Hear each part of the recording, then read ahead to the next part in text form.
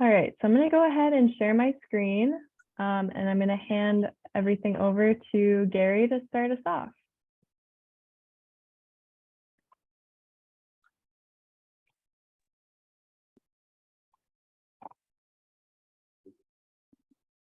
Okay, are we waiting a minute? Are we fine?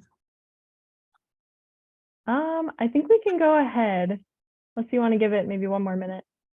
I would say give it a minute. Get the egg timer out.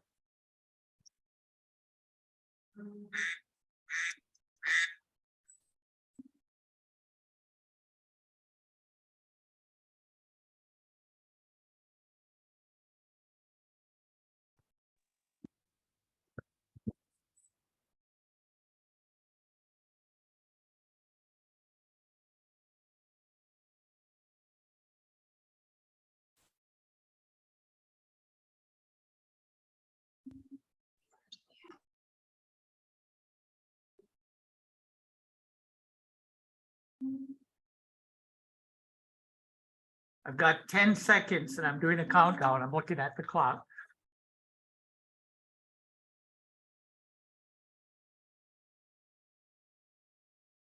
Okay, we're good, Kara? Kaya? Kaya? Okay, well, so natanong ay makana uska palace and aswisian ang totem no awasa katman which kicked him. Several years ago, Menominee had looked at the idea of an egg department on our reservation. And while we looked at that start, we slowly started it, and we looked at grant funding, and one of those actually looked at the end goal after 5 years of looking at a cooperative to really figure out how we can really leverage the individual indigenous producers we had. Well, fast forward, we had a pandemic that come forward, and we saw a lot of our elders who, from many of our tribes, who just could not handle the COVID pandemic because of some of the health disparities that they had. We lost a lot of elders with diabetes, with heart disease, with obesity, with many things. So when we saw the pandemic had stopped in the fields a lot and closed a lot of stores, we saw a lot of product was being shifted, and USDA did a smart thing by taking that product and instead of leaving it rot in the field, sent it out. And it was given to a lot of food distribution sites across America. Well, our indigenous people found that a lot of the food they couldn't eat. They couldn't handle too much of the dairy. They couldn't handle a lot of the processed foods, and we struggled. Luckily, with Feeding America, the national, regional agri-food distribution grant, that first year, we had $427,000 that we had received. And we started with 3 tribes to really look at how this goes forward.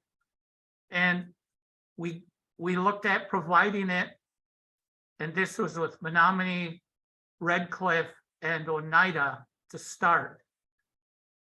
And we found that our elders needed the food, this certain type of food. We lost a lot of them because it was not correct, the type of food that was available for them during the pandemic because of their ailments. And we started at making the boxes available to people 50 years and older or 60 years and older, because we struggled, no, 55 and older, getting it right. But we struggled because we die at such an earlier age because of those disparities. Well, the first year went well for us, and we were enthused. We gave out over 10,800 boxes of food, and this will be going over in detail.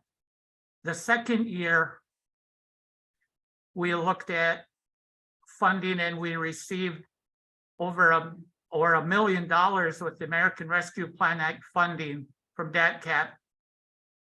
And it was awarded to Feeding Wisconsin, and we received another 300,000 through Feeding America, the regional, again, the egg food distribution grant.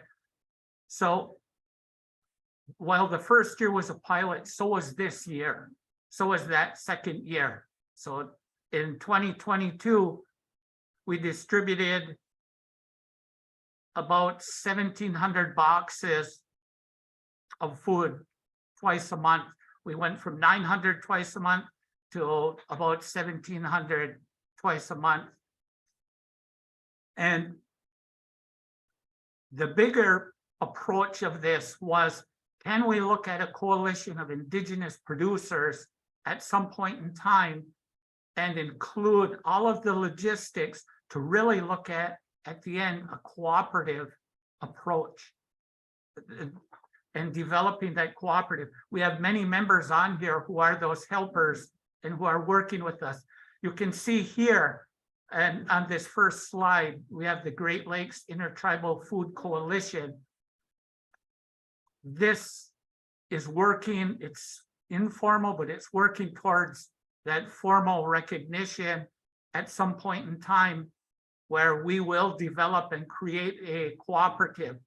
You are all here and you are doing a good thing by being here, and you'll find out we get good prices, and it's healthy food, and it's also shortening the food chain and really looking at the changing climate. What we're doing makes a lot of sense, and it's the correct and right thing. So what our elders told us we should be doing. So we're trying to return to this.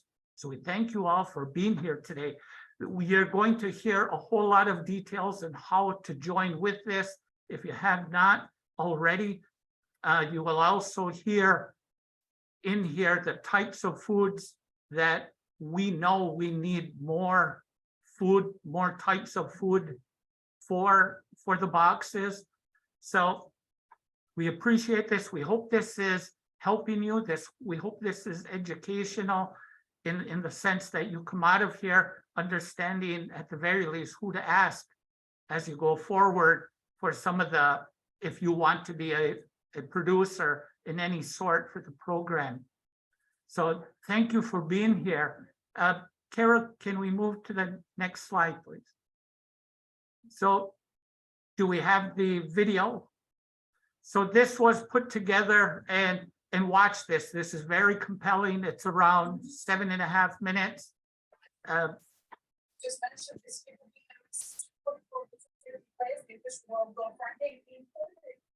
Number 15. Let me know if you can hear the audio. Oh, can you hear it?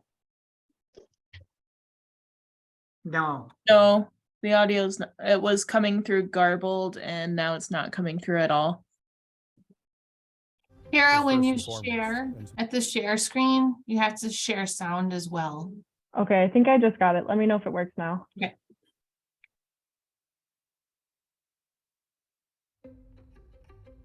Yep.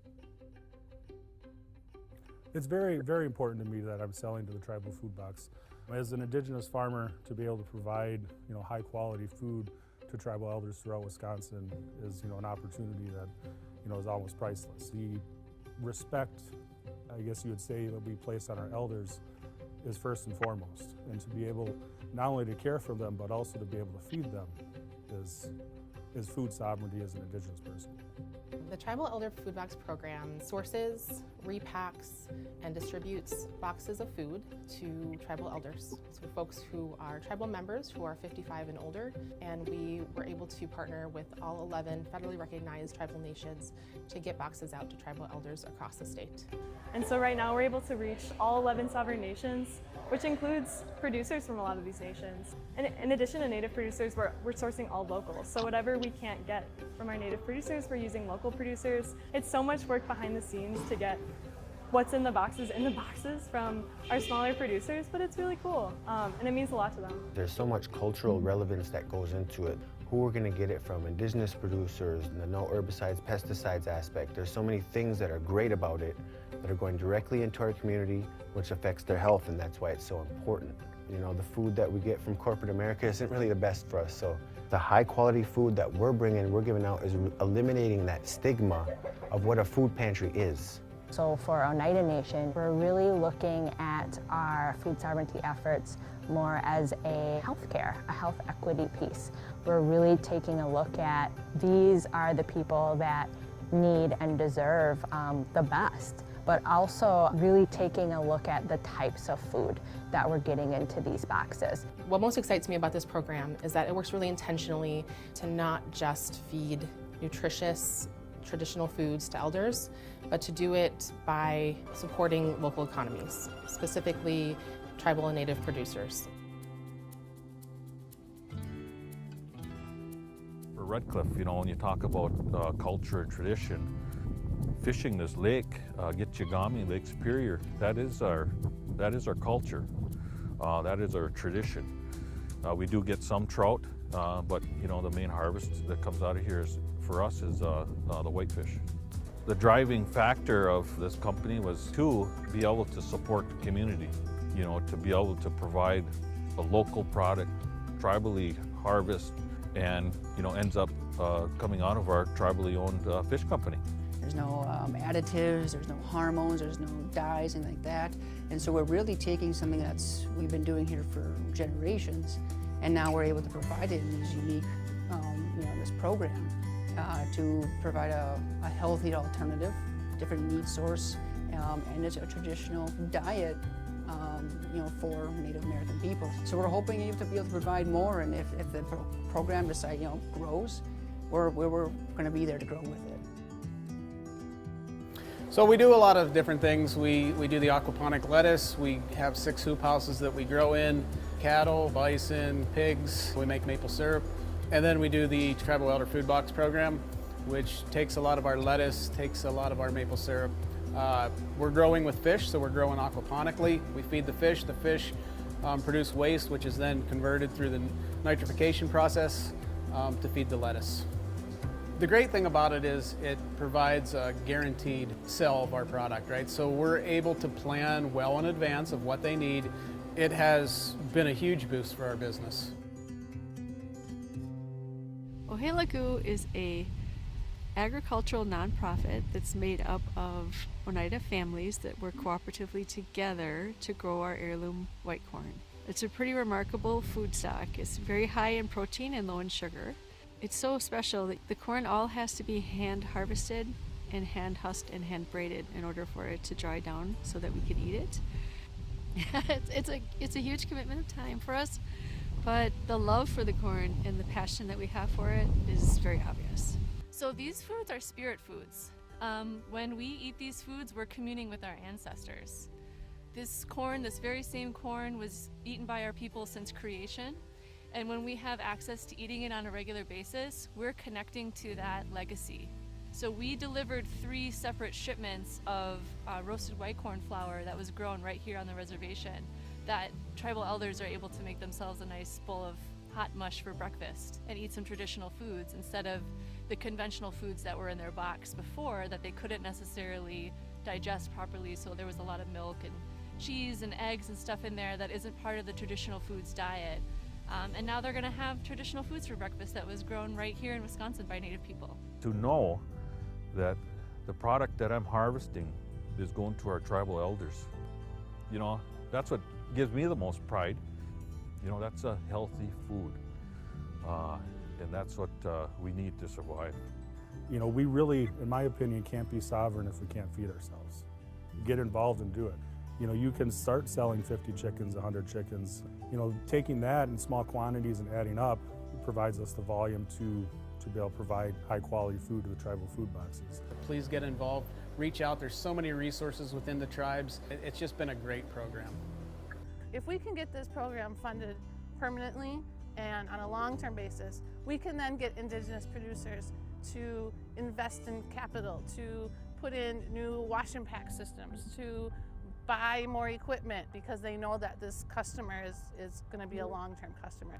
It's created inspiration in me to continue this work because it is so important, and I think it will really change the landscape of the health of our community going forward. When we strengthen our sense of belonging to our community, our lands, our people, that has a positive impact on our mental, spiritual, behavioral health as well.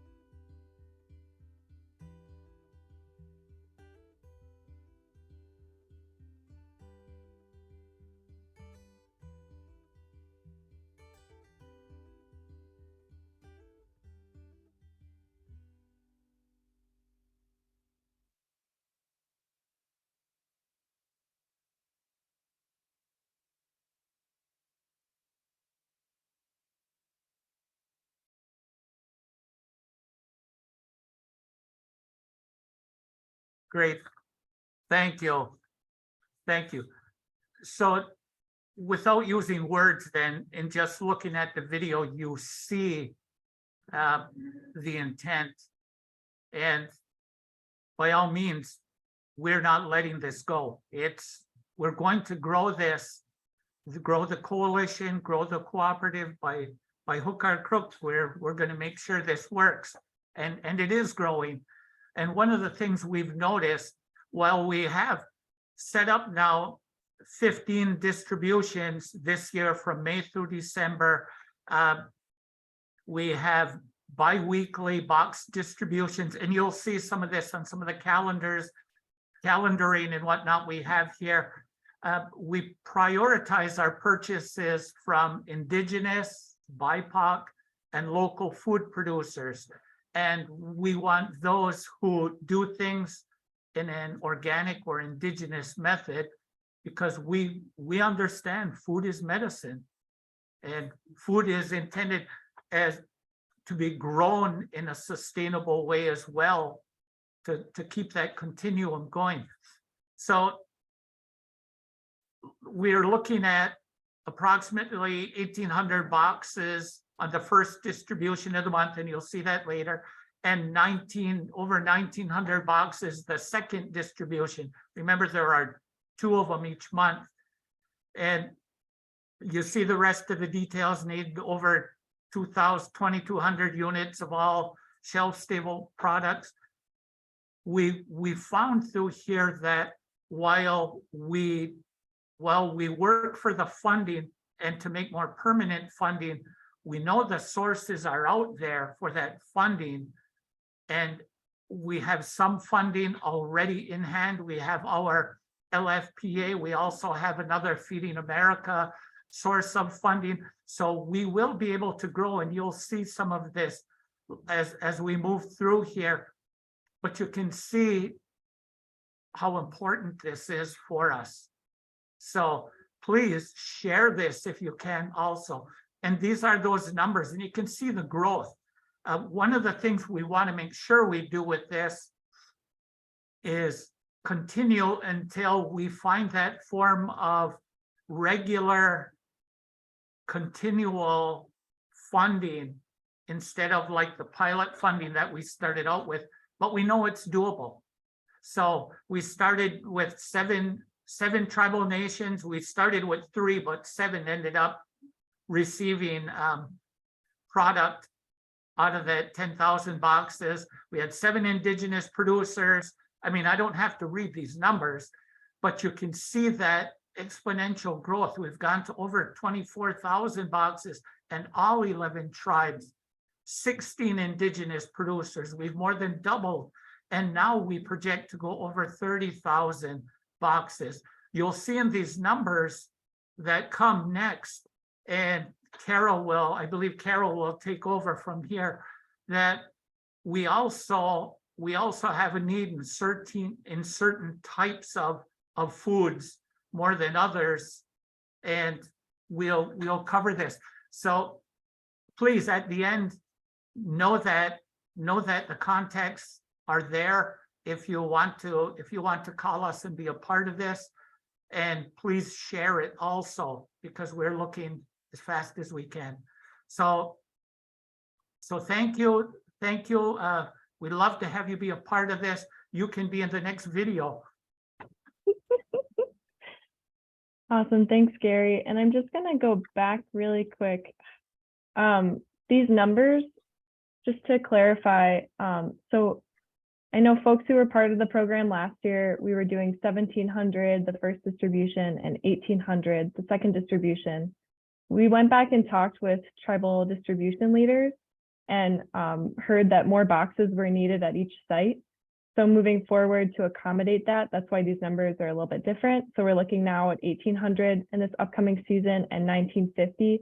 And again, similar to last year, we'll probably try to shoot a little bit over that, just because if you have 1,800 units of apples, just in case we have a couple bad ones, or by the time we get stuff, sometimes it's not as good. So we just want to make sure maybe we have a little bit extra this number. So we'll talk about that, as we're making contracts with each person, but just for numbers sake. And then the shelf stables, how we've been doing things is some tribes only either have capacity for or only need boxes once a month. And so to accommodate and make sure all folks, even if they're getting boxes once a month, either that's the beginning or the second week or second distribution, that everyone gets all shelf stables. That's why this number for shelf stables is a little bit different.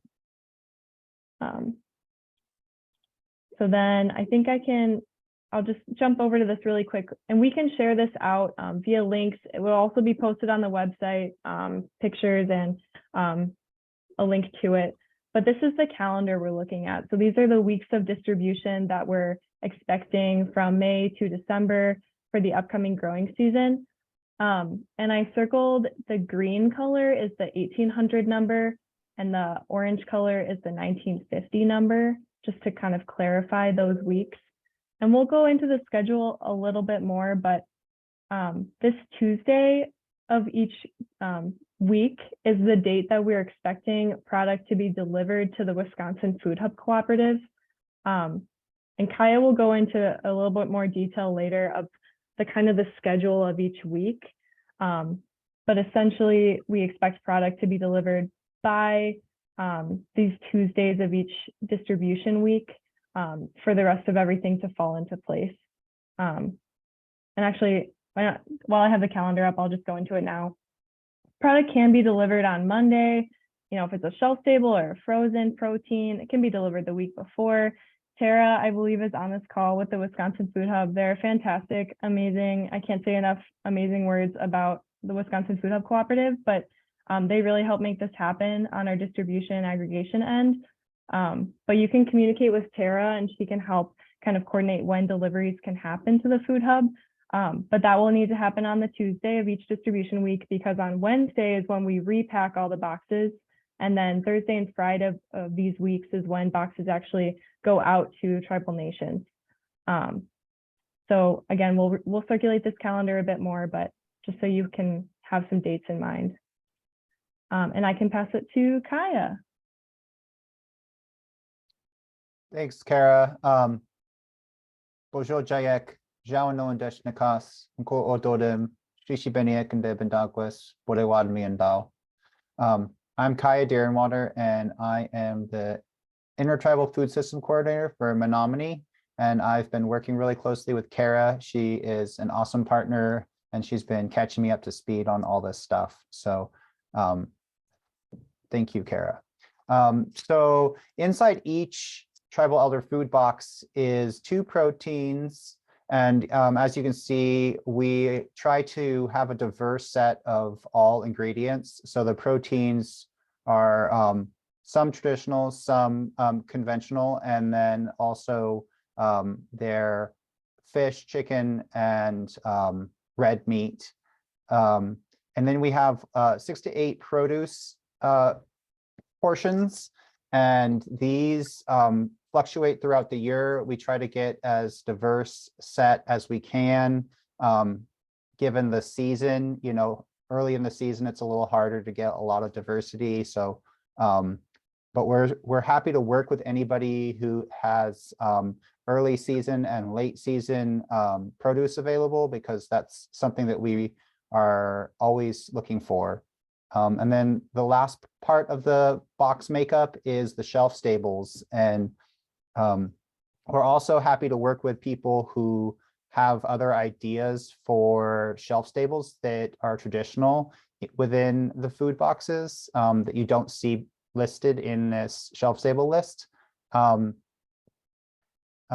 then what else was I going to say?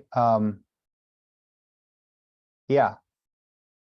And then you can see what a food box looks like. And then this little picture on the bottom right is a repack day. And so we have an awesome set of volunteers to repack all of the ingredients and get the boxes out to where they need to be. Next slide. Okay. So Kara, do you want to go over this, or do you want me to? Sorry, I'm getting a little lost in my, there we go. Yeah, you can, Kaya. Okay, so the units that we are trying to meet are generally for a 2-people household, a 2-person household, you know, like a set of elders.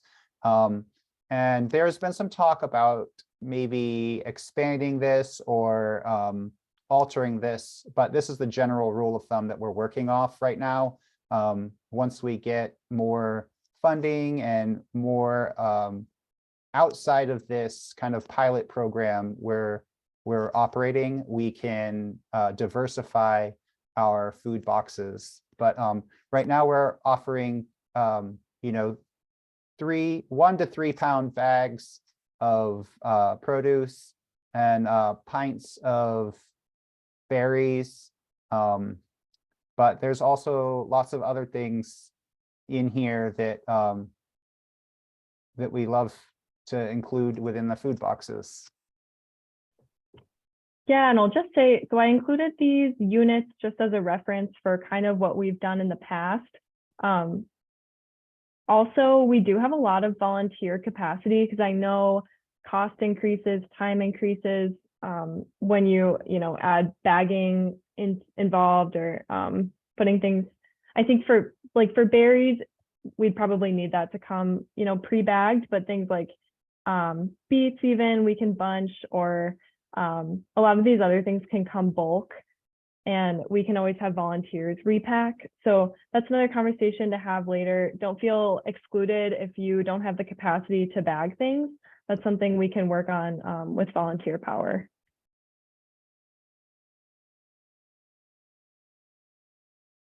So like I said before, we have generally we have ground beef in the food boxes, but we also include beef tips and are considering some other options as well. And the fish comes mainly in 3 forms: lake trout, salmon, whitefish. And then we're also this year going to be sourcing some walleye, if I remembered correctly. Yep, looks like I got a nod on that. And then bison is really important as a traditional protein source, and we're always looking to expand our where we source bison from, because it's kind of a bottleneck in our food box program. But we also like to include things like pork and elk, even venison if possible. So yeah. And the meat comes in 1 pound units, usually. Let's see. Oh, sorry, I'm trying to read the chat here. Oh yeah, we had herring. So yeah, so there's some flexibility within this, and you know, there's within that, this is what we have tried in the past, but that doesn't mean that we're confined to that for the future either. Yes, thank you. And again, just including typically what we've done in the past for meat is do 1 pound units just to make sure we can get the same amount in each boxes, and it's easier to account for. We're not tied to that. That's just what we've done in the past 2 years, and it's worked out pretty well. But if you have other ideas or your product doesn't really necessarily conform to that, like chicken, we can have a conversation about it.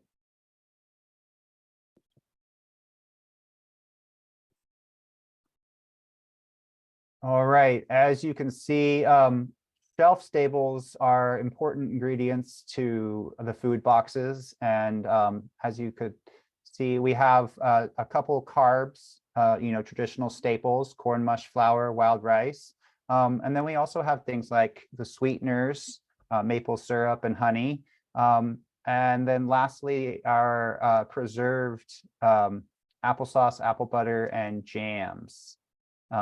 So again, like Kara mentioned, this is what we've offered in the past, but we're not confined to offering only these products or anything. So if you are a producer of something else that you'd like to suggest, we would love to work with you. Yeah, I know, and we'll talk to it maybe even not next, but soon. I know something that was mentioned in our past surveys to elders was medicines or herbal teas are something people want. So there's certainly other things we're not currently offering, just due to capacity and producers that have reached out to us. So yeah, just echoing Kaya. Yeah, and with that, you know, with my botanist background training, I would love to see more teas and things like nettles or fiddleheads or even milkweed shoots or something like that in the boxes. It's just aggregating all of those products and for a distribution is a large task. We don't take that lightly. You know, 2,000 units of fiddleheads, that's a lot. But I would love to see that, and I'm sure the elders would love to, because at the end of the day, we want to serve what the elders want. They are our customers, and you know, they have got us as Native peoples. They have got us this far, and we need to honor and respect and to give them what they want. Okay, Dan, did you want to take this, or do you want me to? Is Dan on? Can't see. Which Dan? Cornelius. Sorry. Yeah. Yeah, sure. So, you know, I guess just first connecting to Kaya's point of really respecting our elders, trying to be responsive of what products do they want. We did a couple of different surveys at the end of last year. One of those surveys was to the elders, and we had over 176 responses, still having a couple trickling in here and there. But we also did a producer survey, and this was more in the form of, we had a list of questions, but then I know Kaya, I think Kara, you might have been on some of them, and then some of our student learners had helped to do interviews. Most of the interviews were about an hour long. I think I heard one almost 3 hours long. But what feedback, what needs were identified that that we could help to address? So I know transportation, packaging, equipment were some of the huge ones, and I can say we are trying to be responsive of recognizing, identifying what those needs are, and how do we bring more resources to address them. There was a producer capital equity fund of initially 42,000 that expanded to 47,000. That was really intended to be a complement toward, other resources. Recognized can't meet everyone's need with that amount of funding, but we do have other efforts underway to try to bring more support.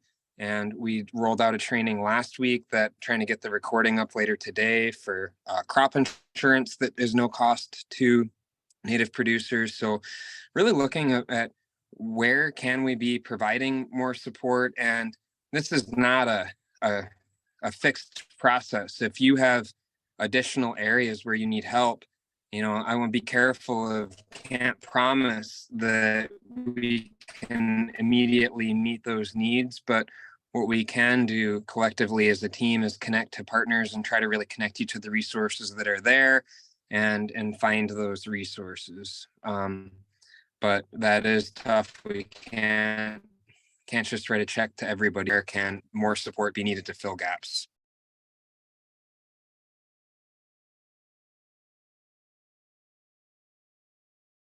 Dan, did you want to speak to the participant surveys as well? Yeah, so I touched on them already. And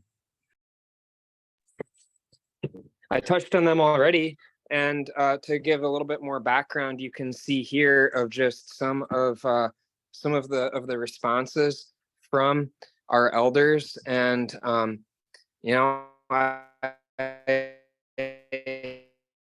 I can say as we were going through, percent actually might have even been the final numbers. It was 1.88, it might have been up to about 92% of the elders said that the impact of this program helped with their pocketbook. But you can see also of just access to the healthier foods that from the input that we're getting from our participants, that it did make a big impact of not only being able to access more foods, healthier foods, impact their eating habits, but it really helped with that pocketbook as well.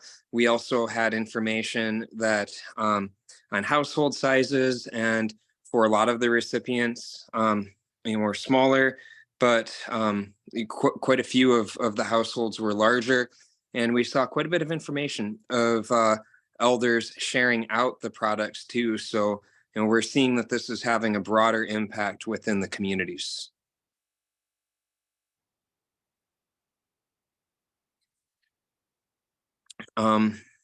So what do they want to see more of? You can see here, we already talked a little bit too of, I know that the the shelf stables, of course everybody loves the rice and the maple syrup, and they would like to see more of that to an extent.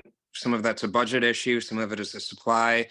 And I know that Kara last year was probably every week was like a Rubik's Cube of figuring out how to fit everything together and trying to, really support our producers. And I know just of being involved in this the past 2 years that going from, roughly 40% of purchases from Native producers in the first year to 60% last year, really trying to prioritize our Native producers, but it's a tough to make everything work of just budget wise, and wanting to get enough product in the boxes to our elders too. So it's I know it's very much of kind of a mix and match of making everything work. And I just want to thank Kara and Kaya. I know coming on toward the end of last year that very admirable job of coordinating all of these purchases and and then getting it out to our communities.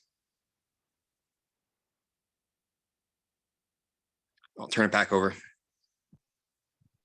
Well, thank you. I know, so our MOU is going to be finalized hopefully by the end of this week, and we will post everything. I know there's a ton of links. I'm also going to talk about our availability form.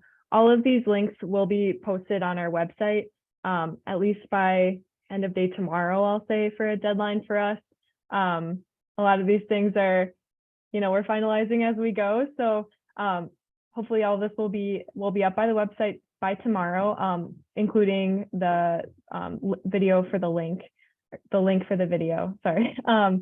So talking about the seasonal availability form, what this helps us do is just see a snapshot of what products you have, what format you can sell them in, whether you can do it in 1 to 3 pound units, or if we should do all bulk and we can bag later, things like that. What price per unit you'd like to sell it to us, frequency you can have products available, and in what quantities.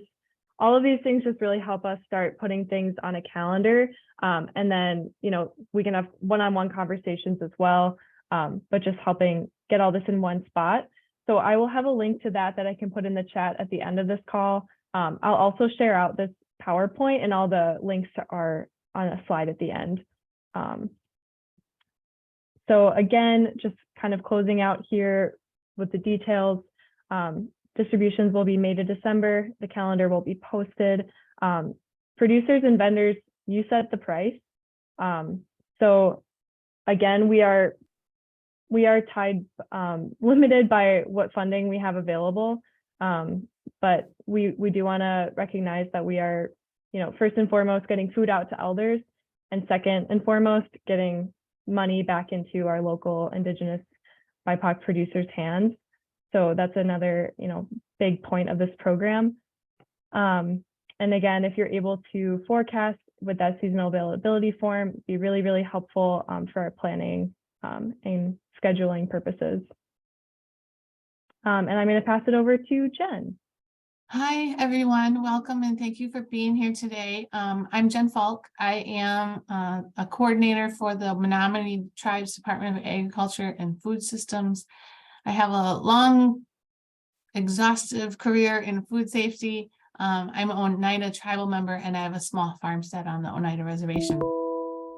So for food safety, we have no formal certs requirements or designations, other than we required that you all operate with all the food safety and handling standards applicable to your farm, including good ag practices, work health and hygiene, and practices to prevent cross-contamination. I know this isn't news to any of you, but we're going to review it anyway. Meat, poultry, and fish must be frozen upon delivery. That's a really important one. Food safety training. This is a space where we're trying to do more this year. WCAC, the Wisconsin Tribal Conservation Advisory Council. GLFWC is the Great Lakes Indigenous Fish and Wildlife Commission. And LCOOU is the Lakudere Tribes University. Those 3 organizations will be holding food safety trainings in this calendar year in person, and we will be connecting anyone who wants to go. We'll be sure that producers can get there and can take those classes. In addition to that, we've been talking a little bit to the Indigenous Food Agriculture Initiative. They also offer trainings both in person and online. So I think this year, your MOU will give you specific food safety guidance for the season. Please read them and read that. And if you have trouble meeting those guidelines or requirements, please reach out to Kara or Kaya. We can help you. And hopefully in this next calendar year, or not hopefully, but we will connect all of you to training so that you all know what's available to you. Thanks, Jen. And then last week on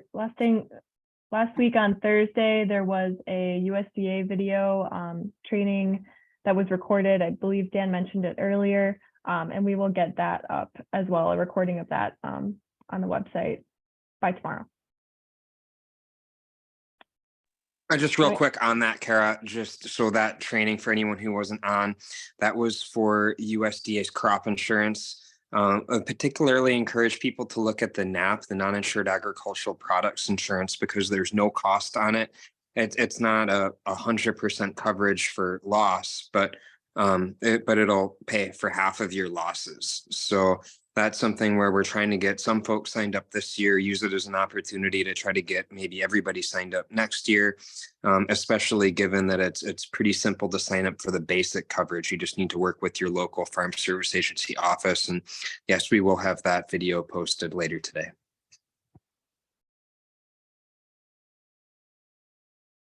Great. Well, I think that's everything we had. So I wanted to leave a couple minutes for questions if anybody has one. And I will also add, we have a contact us, and I'll leave this up a little bit longer. And then I have all these resources linked that I've been sharing. We'll get the MOU up. We'll get a recording of this posted, as well as Dan's, the USDA training. We'll get all that posted on our website. Again, I'll give us by the end of day tomorrow, but we'll have it up by tomorrow. So just, yeah, bookmark this page and we'll have it all up there. I have a question. What type of help are you guys, if a producer doesn't have like a refrigerated vehicle to deliver product, is there a way to get help with that?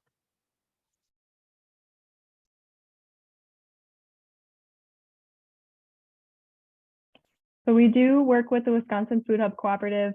Again, it comes down to funding, so we can try to work with you to figure out location-wise where routes are, timing, all of that stuff. But we do have a partnership with Wisconsin Food Hub Cooperative, and we can try to lean on them.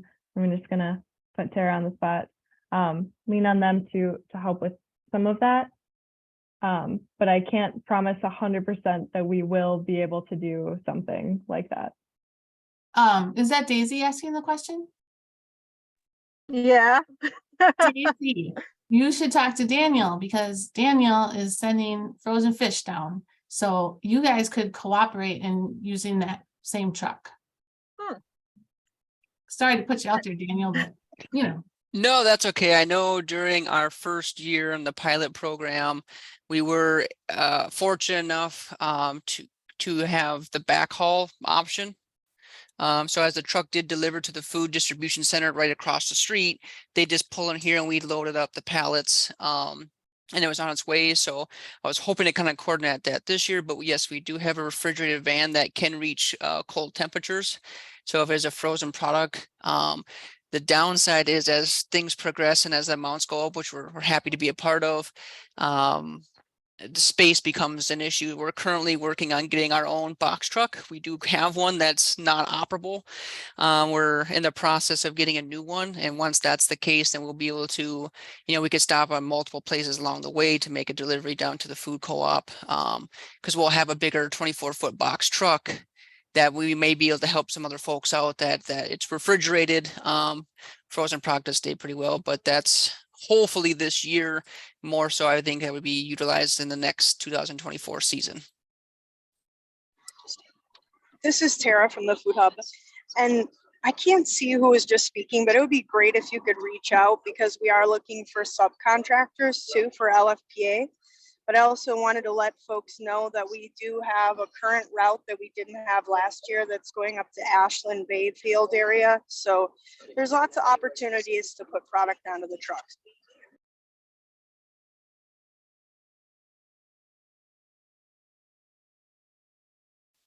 Awesome. That's great, Tara. Thank you for that. So I think, yeah, just reinforcing, we have that great partnership with Wisconsin Food Hub Cooperative. On a case-by-case basis, we can certainly have some one-on-one conversations and figure out how to make things work, either leveraging other producers near you, resources in the area, or that great partnership. And Louis, I see your question in the chat. Do you want to, what are you referring to exactly?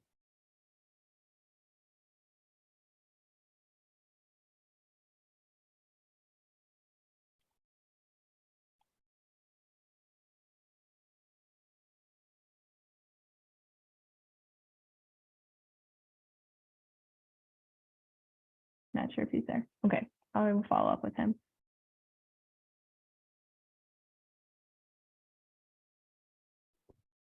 So I think I've heard a couple people mention that if you're unable to fulfill a full monthly or bi-monthly share, that there's a way you can like contribute half of that. How does that get coordinated? Or is the producer supposed to find another person to partner with, or is that through Feeding America, or what does that look like? Yeah, so I would ask if you're able to fill out, again, we'll link this, send this link out, but we'll have a availability form, and you can indicate in this what quantities you might have, whether it's, 500 units of 1 pound, rolls of beef, or whatever it might be. You can just indicate what you might have available at one time and what product it would look like. And then what that will help us do is seeing what time frame you could have it. We could match you up with some other folks who are maybe in the same position who may not have a full distribution, because we do recognize 2,000 units at one time is a lot of product. So, being able to kind of map that out is what's helpful about those availability forms. And so then we could reach out to you, Maria, and just say, you know what, hey, there's another producer who's in the same position. They also have carrots. We can put you guys together on the same distribution and get product out. So if you can just, submit one of those and with your products, then we can reach out and have a conversation and figure out how to make that work. I do have another question. Thank you for that. So to be able to share this throughout the community here, do you have like some sort of like quick press release or something that I could put in our tribal newspaper or send out throughout the community, just if there's anybody here that isn't aware of this program that could participate?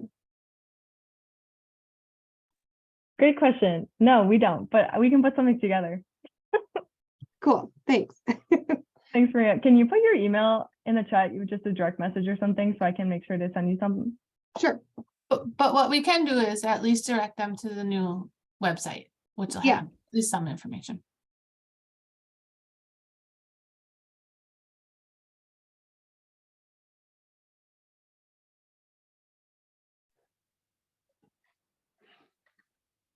It was mentioned that there was a need for more traditional herbs and products. Is there any trainings or resources where we can go to learn how to grow those, or have discussions about how we could help fulfill those more specialty products?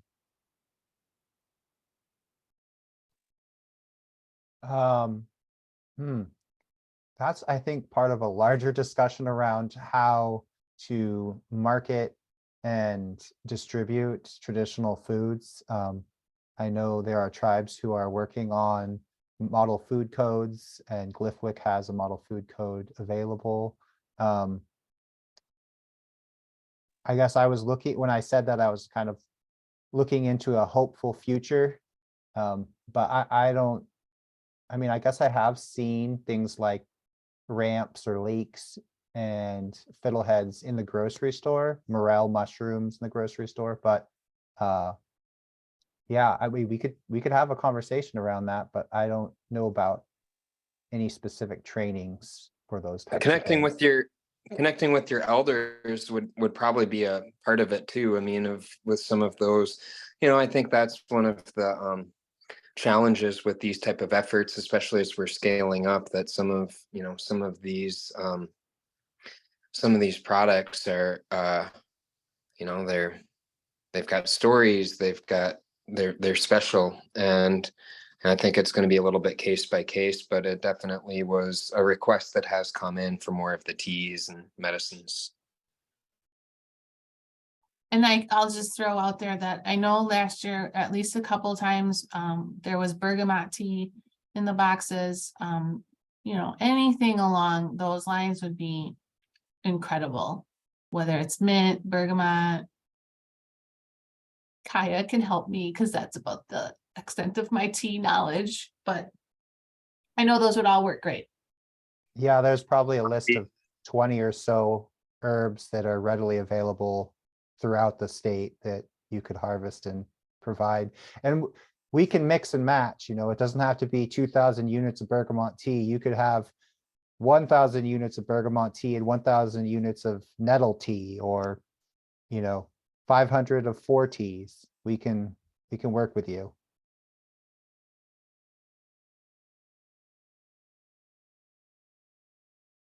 Yeah, like for herbs, I know we've done mixed herbs in the past, because we know, you know, getting all of parsley together is a lot, so we can do a similar thing. Yeah, thank you.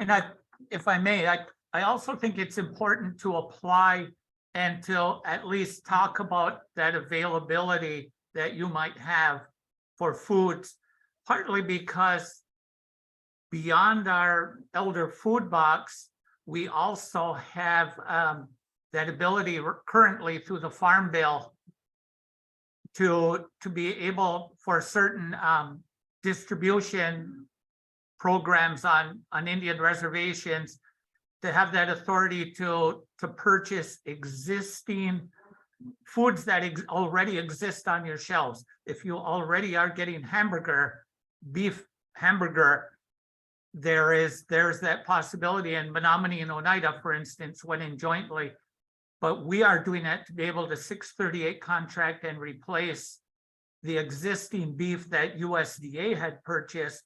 And we are doing that through Oneida, through their Angus beef.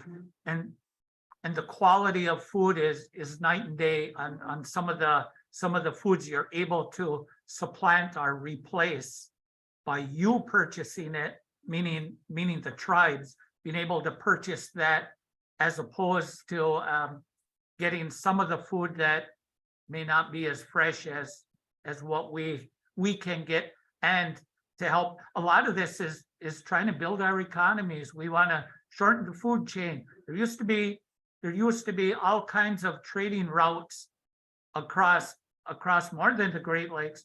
A lot of our pipestone, a lot of the different types of corn seeds.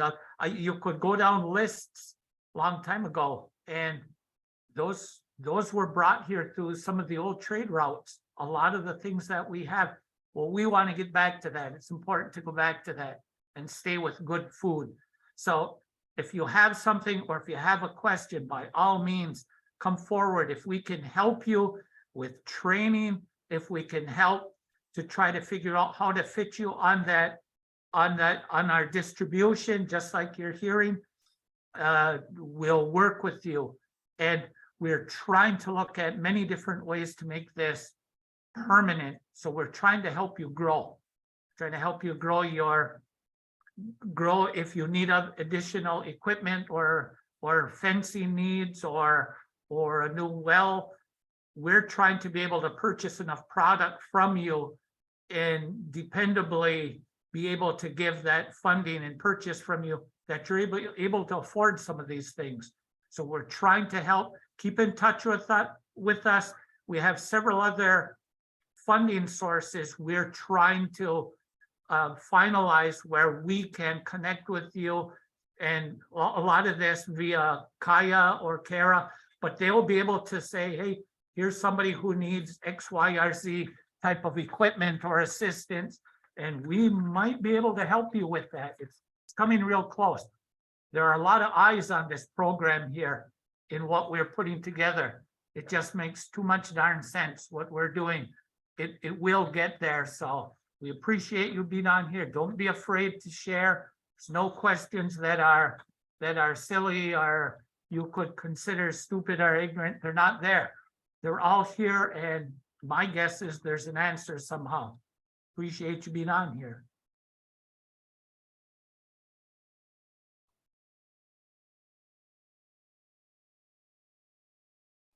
Yes, thank you, everyone. We're 2 minutes over time, and I want to be cognizant of everyone's time. So again, a recording of this will be posted if you want to share it out to anyone who wasn't able to be with us. It will be posted on the website by the end of day today, hopefully, if not by tomorrow, I promise. And then we will have the availability form posted on the website in addition to MOU by the end of the week. And that's something we can work on with you later. But really just emphasize the importance of that availability form. I know a couple folks on this call have already filled one out, so thank you for that. But again, filling that out. And let me drop a link to that real quick. Kara, I do see a question at the end there from Colleen and Joseph. Yes. What's the question? It's for Daisy. Is this connected to our LFPA grant or separate? So maybe we want to make it absolutely clear on that one. Oh, okay. So I can't speak for Daisy. Do you want to hop in? She's still with us. Actually, I don't know that I see her. Tara may be able to speak to this too. I know for folks that indicated Tribal Elder Box Program or were specifically invited to this call, I believe the funding that you receive through LFPA is helping to kind of compensate this program. So the LFPA will pay for your products and then they will go into this program. So that's the connection. Yeah, that's correct. And also I had put a comment into that it also pays for their transportation. So just want to make sure if anyone has questions on that, they can reach out to Daisy or I. Yeah, so if that's the case for you, like Vanessa kind of mentioned earlier as well, on that availability form, you're welcome to mention, you know, a little asterisk, we are LFPA funded, however much amount, so that we can just know when we're planning what funding we can pull from. Yeah, thank you for that question. And thanks for everyone for being on. I think that's it. We appreciate your time. Yes, thank you, everybody. Thank you, everyone.